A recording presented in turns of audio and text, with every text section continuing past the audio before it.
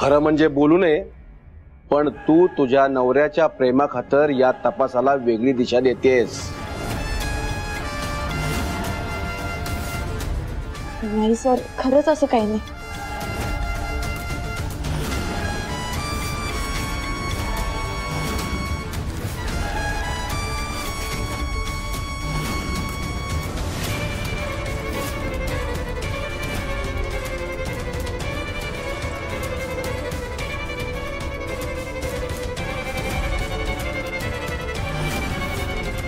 या स्टेटमेंटचा आपल्याला आणि कोर्टाला काहीच उपयोग होणार नाही. सत्या गुन्हेगार आहे आणि मुकादमच्या खुनासाठी त्याला जन्मठेप होणारच. कळलं?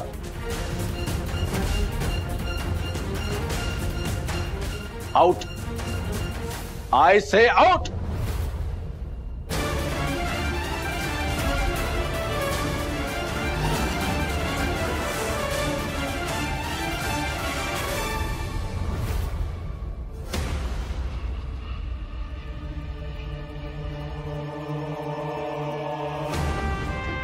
मंजू, काय झालंय? चेहरा का पडलाय? रडतेय का? सर, ठाकूर साहेबांनी शूटरचं स्टेटमेंट फाडून टाकलं. काय? आणि असं कसं फाडू शकतात ते? एवढी मेहनत करून आपण ते घेऊन आलो होतो, त्यांनी सूड उगवण्यासाठी तर नाही ना फाडलं? नाही सर, फक्त सूड उगवण्यासाठी नाही, यामागं काहीतरी खूप मोठं कारण असणार आणि ते आपल्याला शोधावं लागणार. एवढ्या कष्टाने सत्याला जामीन मिळवून देण्यासाठी गोळा केलेला एकमेव पुरावा आपल्या हातातून गेला. आता सत्याला अजून. मंजू, सत्याला काही होणार नाहीये. आपल्याला काही ना काही लीड मिळेल नक्की, विश्वास ठेव.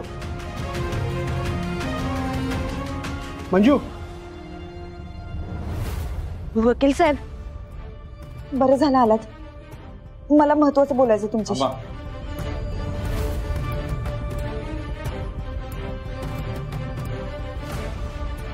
मला वाटतं इथे आतमध्ये बोलणं चुकीचं आहे.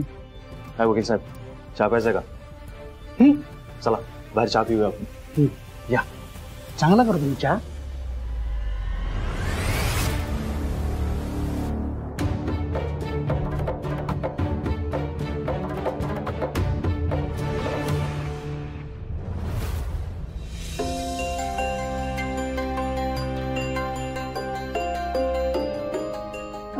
येऊ का? आओ या की, विचारताय काय? या या या या, बसा.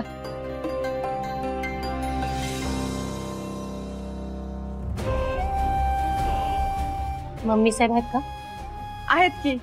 मी तुमच्यासाठी पाणी आणते आणि मम्मींना पण बोलवते. तुम्ही बसा.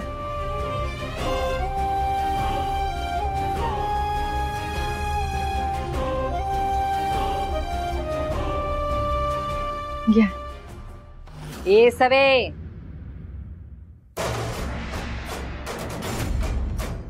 माझ्या घरातल्या पाण्याचा एक थेंबी ह्यांच्या घशाखाली उतरला नाही पाहिजे.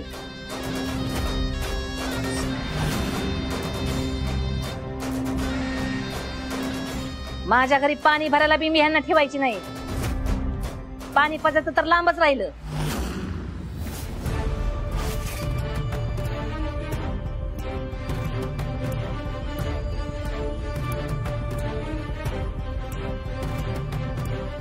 असं बी आम्ही तर पाणी प्यायला किंवा पाहुणचार करून घ्यायला आलोच नाही. एवढंच विचारायला आलोय का काल रातच्याला माझी लेक अचानक घरी का आली? इकडं असं काय घडलं? तुम्ही तिला काय बोललात का? हा, एखादी आई म्हणली असती का माझ्या लेकीचं काय चुकलं, तिनं काही केलं का, ही आई तर डायरेक्ट आरोपच करायला लागली. तसं नाही, पण हे ग बस, तुझ्या बोलण्यानं मला काही फरक पडत नाही. आपलं कसं एकदम स्पष्ट असतंय, तेव्हा तुला स्पष्ट सांगते. मीच तुझ्या लेकीला घराच्या बाहेर हाकल. हो पण का? कारण काय? अगं मग ही तिला विचारायचं ना. पण आता तुझ्या लेकीनं सत्ता शेण खाल्लं म्हणल्यावर स्वतःच्या तोंडानं कसं सांगणार ना आईला?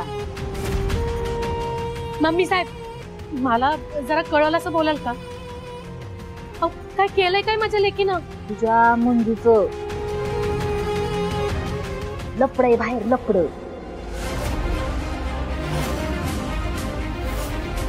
अहो 10 दिवसांची पीसी मिळाली आहे. भले भले म्हणजे ज्यांनी गुन्हा केलेला नाही ना ते सुद्धा गुन्हा कबूल करण्याच्या मनस्थितीत येतात. नाही, सत्या एवढा कमजोर नाही. त्यानं न केलेला गुन्हा तो कधीच मान्य नाही करणार. हो, पण आपल्याला असं शांत बसून चालणार नाही. सत्याला सोडवण्यासाठी आपल्याला काहीतरी स्ट्रॉंग एव्हिडन्स मिळाला पाहिजे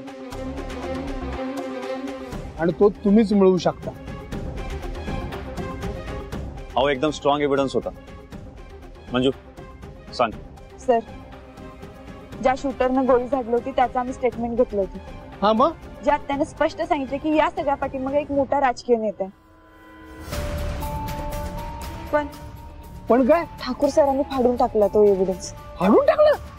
वकील साहेब, सत्याला वाचवण्यासाठी अजून काय करू शकतो ते सांगा तुम्हाला. काय? हा बघ, काय बोलताय तुम्ही हे? हा? मम्मी साहेब,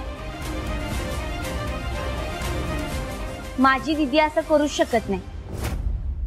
तुमचाच काहीतरी गैरसमज झालाय. ए दिदीचे लाडके, तुम्ही तिच्यावर राहता का मी राहते ग? तुझी समधी थेर मला ठावाय चांगलीच. नवरा जेलमध्ये आहे ना म्हणून गैरफायदा घेते ती. हा, पण बाकी डोकं या सत्ताच्या याराला टाइम देता यावा ना म्हणून नवऱ्याला जेलमध्ये अडकवलंय तिनं. म्हणून फावतंय समजा तिचं. सत्या जेलमधून सुटू नये म्हणून त्याच्या बाजूने तिनं साक्षच दिली नाही. ज्यामुळं माझ्या लेकाला आता 10 दिवस पोलीस कस्टडीमध्ये राहावं लागणार आहे.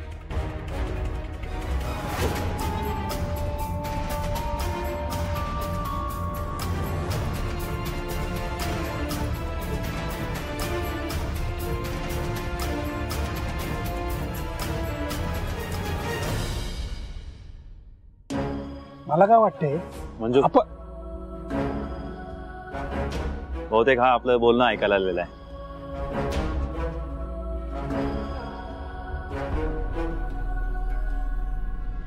मी काय म्हणते सर, मांजराला उंदीर गावला नाही तर उंदराची काय चूक आहे?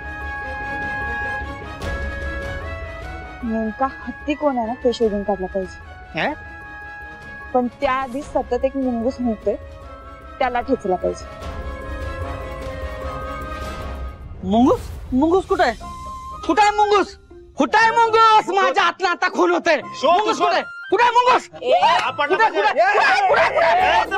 कुठे आहे मुंगूस? मुंगूस कुठे आहे? कुठे आहे मुंगूस? मुंगूस कुठे आहे? नाही मी त्याला मुंगूस. अरे त्या कुबेराचं वाहन आहे मुंगूस. पैसे देतात त्याला मारतोय.